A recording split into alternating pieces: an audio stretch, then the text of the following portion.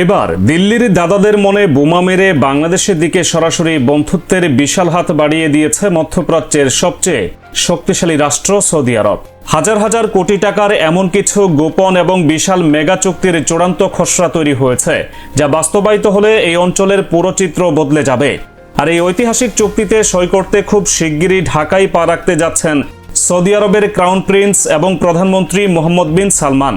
ভারতের দাদাবাবুদের দীর্ঘদিনের স্বপ্ন ছিল বঙ্গোপসাগরের একক নিয়ন্ত্রণ এবং এই অঞ্চলে ঈশ্বর হওয়া, কিন্তু সৌদি আরবের এই বিশাল বিলিয়ন ডলারের নগদ বিনিয়োগ এবং সামরিক চুক্তির খবর ভারতের সেই স্বপ্নে সরাসরি বড় ধরনের আঘাত এনেছে। কূটনৈতিক পর্যায়ে এই সফরের প্রস্তুতি চলছে অত্যন্ত গোপনীয়তা এবং সর্বোচ্চ গুরুত্বের সঙ্গে। গত 6 জুলাই প্রধানমন্ত্রী তারেক রহমান সৌদি যুবরাজকে বাংলাদেশ সফরের আনুষ্ঠানিক আমন্ত্রণ জানান। এই আমন্ত্রণের পর খুব বেশি সময় ক্ষেপণ করেনি রিয়াদ। সম্প্রতি সচিবালয়ের মন্ত্রী পরিষদ বিভাগে প্রধানমন্ত্রীর সঙ্গে এক সৌজন্য সাক্ষাতে মিলিত হন বাংলাদেশে নিযুক্ত সৌদি রাষ্ট্রদূত ডক্টর আবদুল্লাহ জাফর এইচ বিন আবিয়া। সেখানেই তিনি সৌদি যুবরাজের পাঠানো সম্মতিপত্রটি সরাসরি প্রধানমন্ত্রীর হাতে তুলে দেন। চিঠিতে মোহাম্মদ বিন সালমান পরিষ্কারভাবে জানিয়েছেন, তিনি প্রধানমন্ত্রী তারেক রহমানের দেওয়া বাংলাদেশ সফরের আমন্ত্রণ সানন্দে গ্রহণ করেছেন এবং তার সুবিধা মতো সময়ে তিনি ঢাকায় আসছেন। পররাষ্ট্র মন্ত্রণালয়ের একাধিক সূত্র নিশ্চিত করেছে, এই সফরকে কেন্দ্র করে গোপনে বিশাল সব কর্মযজ্ঞ চলছে। শুধু ক্রাউন প্রিন্সই নন, সৌদি আরবের পররাষ্ট্রমন্ত্রী প্রিন্স ফয়সাল বিন ফারহান এবং একটি উচ্চ পর্যায়ের মন্ত্রী পদমর্যাদার প্রতিনিধি দলও বিনিয়োগের চূড়ান্ত রূপরেখা নিয়ে আলোচনা করতে দ্রুতই ঢাকায় আসছেন। প্রধানমন্ত্রীর পররাষ্ট্র বিষয়ক উপদেষ্টা হুমায়ুন কবির নিশ্চিত করেছেন, এই সফর দ্বিপক্ষীয় বাণিজ্য ও বিনিয়োগের ক্ষেত্রে সম্পূর্ণ নতুন এক অধ্যায়ের সূচনা করতে যাচ্ছে। সবচেয়ে বড় ধাক্কাটা ভারত খেয়েছে সমুদ্র বন্দর এবং লজিস্টিক্স খাতের চুক্তির খবরে। প্রতিবেশী দেশটি সবসময় চেয়েছে বঙ্গোপসাগরের নিয়ন্ত্রণ এবং ট্রানজিট সুবিধা তাদের নিজস্ব বলয়ে রাখতে, কিন্তু সৌদি আরবের Red Sea Gateway Terminal International বা RSGT চট্টগ্রামের বে টার্মিনালে সরাসরি প্রবেশ করেছে। প্রতিষ্ঠানটির সিইও সহ একটি উচ্চ পর্যায়ের প্রতিনিধি দল, যার নেতৃত্বে ছিলেন সৌদি আরবের পরিবহন ও রসদ পরিষেবা বিষয়ক উপমন্ত্রী ডক্টর রুমাইয়হ মোহাম্মদ আল রুমাইয়হ, জাতীয় সংসদ ভবনে প্রধানমন্ত্রীর কার্যালয়ে প্রধানমন্ত্রী তারেক রহমানের সঙ্গে বিস্তারিত বৈঠক করেছেন। এই বৈঠকে RSGT বে টার্মিনাল নির্মাণে প্রাথমিকভাবে 180 মিলিয়ন মার্কিন ডলার বিনিয়োগের চূড়ান্ত ঘোষণা দিয়েছে। বাংলাদেশের বন্দর ব্যবস্থাপনায় তাদের এই বিনিয়োগ ধাপে ধাপে 1 বিলিয়ন বা 1000 কোটি ডলারে উন্নীত করার আনুষ্ঠানিক প্রস্তাবও দেওয়া হয়েছে। পতেঙ্গা কন্টেইনার টার্মিনালে RSGTর কার্যক্রমে বর্তমানে 98% বেশি কর্মী বাংলাদেশি। এই বিশাল কর্মী বাহিনীকে আধুনিক প্রযুক্তির মাধ্যমে আরও দক্ষ করে তোলার পাশাপাশি আন্তর্জাতিক রুটের সব জাহাজকে এখন বাংলাদেশের বন্দরে ভেড়ানোর বিশাল পরিকল্পনা হাতে নিয়েছে রিয়াদ। ফলে আন্তর্জাতিক সামুদ্রিক বাণিজ্যে ভারতের একচেটিয়া প্রভাব খর্ব হওয়া এখন কেবল সময়ের ব্যাপার। বন্দর ব্যবস্থাপনার পাশাপাশি সামরিক এবং বেসামরিক এভিয়েশন খাতে এমন এক চুক্তির আলোচনা চলছে, যার অঙ্ক শুনলে যে কারো চোখ কপালে উঠবে। লালমনিরহাটে অবস্থিত Bangabandhu Sheikh Mujibur Rahman aviation and aerospace ইউনিভার্সিটির আশেপাশে তৈরি হতে যাচ্ছে বিলিয়ন ডলারের এক বিশাল উড়োজাহাজ ও হেলিকপ্টার মেরামত এবং তৈরি কারখানা। এটি হবে সৌদি আরব ও বাংলাদেশের সম্পূর্ণ যৌথ উদ্যোগ।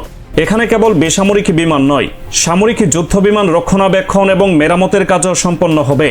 দক্ষিণ এশিয়ায় এই ধরনের একটি অত্যাধুনিক ডিফেন্স এবং এভিয়েশন হাব তৈরি হলে বাংলাদেশের সামরিক সক্ষমতা এমন এক উচ্চতায় পৌঁছাবে, যা প্রতিবেশী ভারতের জন্য মোটেও সুখকর কোনো খবর নয়।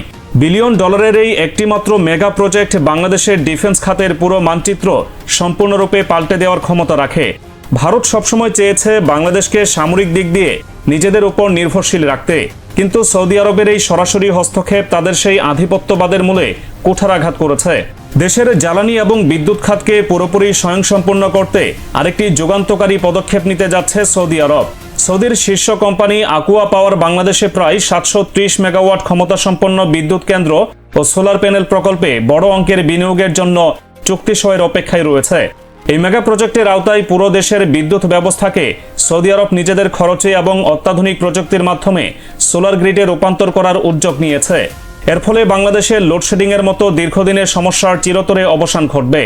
এতদিন ধরে বিদ্যুৎ খাতের দুর্বলতার সুযোগ নিয়ে যারা বাংলাদেশের উপর নানাভাবে খবরদারি করার চেষ্টা করেছে, এই বিশাল বিনিয়োগ তাদের মুখে সরাসরি কুলুপ এঁটে দেবে।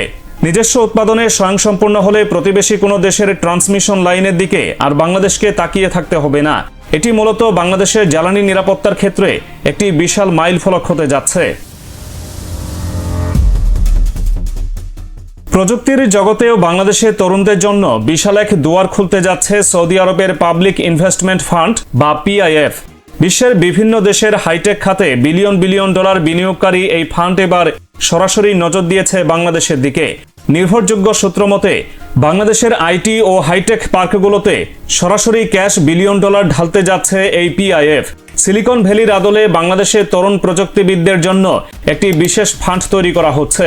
ভারতের অন্যতম বড় আয়ের উৎস তাদের আইটি সেক্টর, কিন্তু বাংলাদেশে সৌদি আরবের এই অভাবনীয় বিনিয়োগের ফলে আন্তর্জাতিক প্রযুক্তি বাজারেও একটি শক্তিশালী প্রতিযোগী হিসেবে আবির্ভূত হবে ঢাকা, যা সরাসরি টেক্কা দেবে ভারতের আইটি ইন্ডাস্ট্রিকে।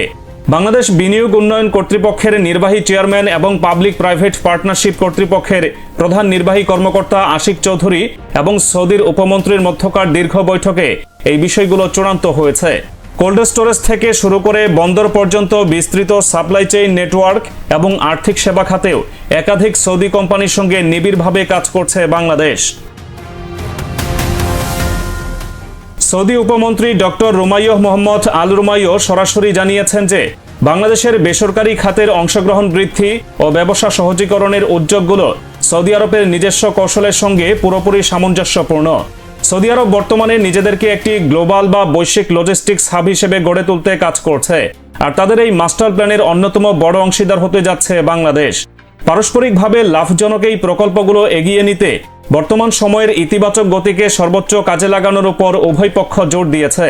সড়ক পরিবহন, সেতু ও রেলপথ মন্ত্রী শেখ রবিউল আলম, প্রধানমন্ত্রীর পররাষ্ট্র বিষয়ক উপদেষ্টা হুমায়ুন কবির, সৌদি আরবের বিনিয়োগ উন্নয়ন বিষয়ক সহকারী উপমন্ত্রী প্রকৌশলী আম্মার আল তাফ এবং রেড সি গেটওয়ে টার্মিনালের সিইও লার্স ভ্যাংয়ের উপস্থিতিতে যে বৈঠকগুলো সম্পন্ন হয়েছে তা পরিষ্কারভাবে একটি বার্তাই দিচ্ছে, আর তা হলো বাংলাদেশ এখন সম্পূর্ণ স্বাধীনভাবে নিজেদের জাতীয় স্বার্থ আদায় করে নিতে সক্ষম। সৌদি যুবরাজ মোহাম্মদ বিন সালমানের আসন্ন ঢাকা সফর কেবল একটি আনুষ্ঠানিকতা নয়, বরং এটি বাংলাদেশের অর্থনৈতিক, সামুদ্রিক এবং প্রযুক্তিগত স্বাধীনতার এক নতুন সনদে পরিণত হতে যাচ্ছে। মধ্যপ্রাচ্যে বাংলাদেশের সবচেয়ে বড় শ্রমবাজারটিকে আরও বিস্তৃত করার পাশাপাশি দেশি বিদেশি বিনিয়োগের যে ঢল নামতে শুরু করেছে তা দক্ষিণ এশিয়ার ভূরাজনীতিতে নতুন পরাশক্তির জন্ম দিচ্ছে। আর এই পুরো প্রক্রিয়ায় ভারত তাদের দীর্ঘদিনের প্রভাব বলয় হারিয়ে এখন কেবল এক নীরব দর্শকে পরিণত হয়েছে।